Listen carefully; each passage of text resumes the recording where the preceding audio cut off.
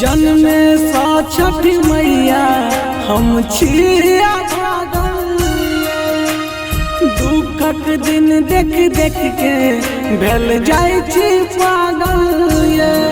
दौरा माथे पर उठा के लो घाटे कानै छी दोनों पारानी मिल के हम साथ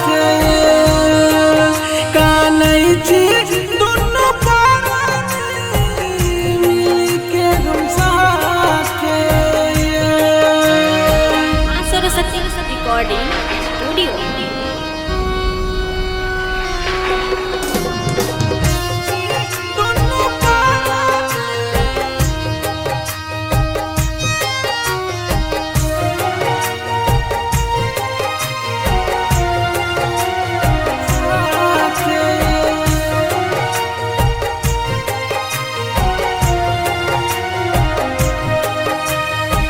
हमारा जिंदगी में छठ माता का गलो अंधेरा जल बीच खारा भात कहै छी सबेरा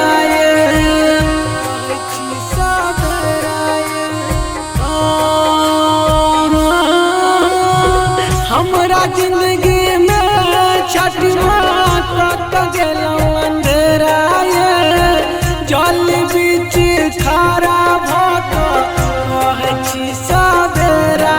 कोई ने बकलल हो पर मैया ताकैये कानै छी दोनों पारानी मिल के हम साथ कानै छी दोनों पारानी मिल के हम साथ। Saraswati recording studio.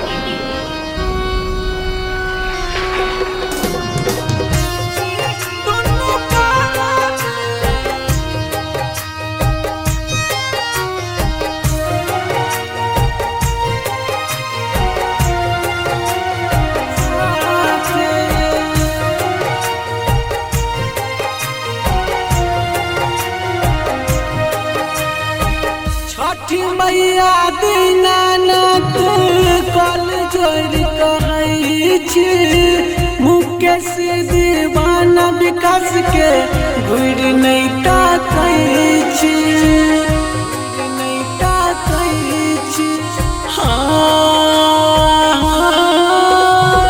छठी मैया दीनानाथ कल जोड़ कहै छी मुकेश दीवाना चंदन के घुरि नहीं ताकै छी।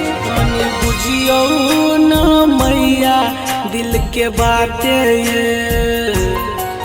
कानै छी दोनों